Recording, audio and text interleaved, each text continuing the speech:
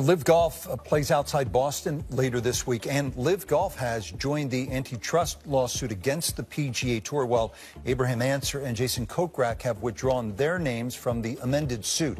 Among the remaining plaintiffs, in a group of 7 players, Mickelson and DeChambeau. Earlier today, I spoke with our legal expert, Jody Balsam.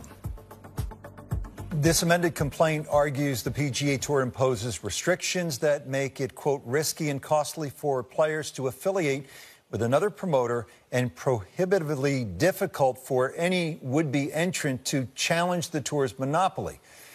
Jody, Live is up and running. They're in business. How does that factor into the argument that the tour is a monopoly? Well, Liv's success can be used to defeat the argument that the tour is abusing its monopoly power. See, a classic monopolist is able to stop new firms from entering a market. And then when those new firms do try to enter, a true monopolist can stop them from accessing essential supplies and workers necessary to compete. The PGA Tour has not been able to do this. Live has been able to attract now 5 of the top 10 most popular players based on the tour's own player impact program. And recent changes announced by the PGA Tour are evidence that the market is functional, that new entry has successfully compelled innovation and increased golfer compensation. So in other words, if the tour ever possessed monopoly power, it has not been able to abuse that power given the fact of Live Golf's successful entry. And one other interesting thing is to examine Liv's argument that the tour's exclusivity requirement hurts competition, right? So one of Liv's main arguments is that it is an antitrust violation to force players to play for only one tour at a time. But Liv's own success is similarly based on exclusivity. Right, and that is evidence that exclusivity is good for competition. So the 2023 version of Liv's tour intends to lock up 48 players for 14 weeks with no flexibility to choose which weeks to play. That's a concession that exclusivity is pro-competitive in creating a product that consumers will be interested in.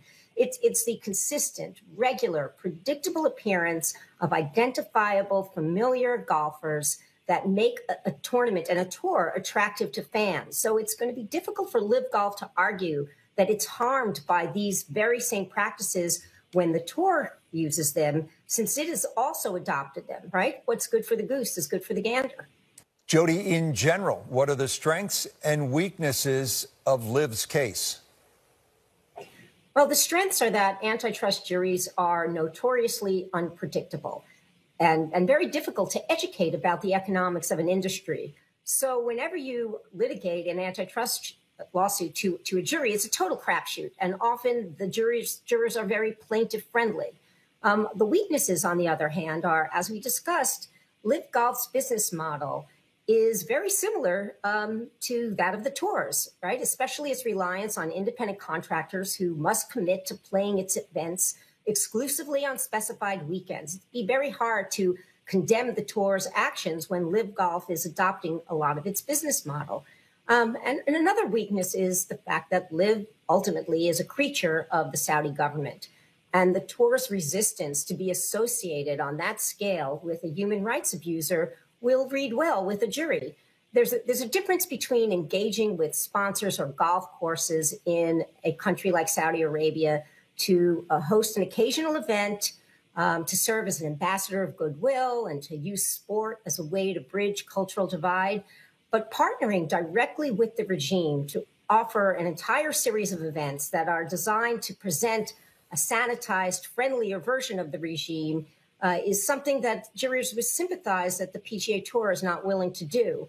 And it's going to be very interesting when the Live Golf players take the stand at that trial to hear what they tell their mothers and their wives and their daughters about women's status in Saudi Arabia, basically as property of their male guardians. The fact that this regime presents in such a negative way will be helpful to the PGA Tour at a jury trial.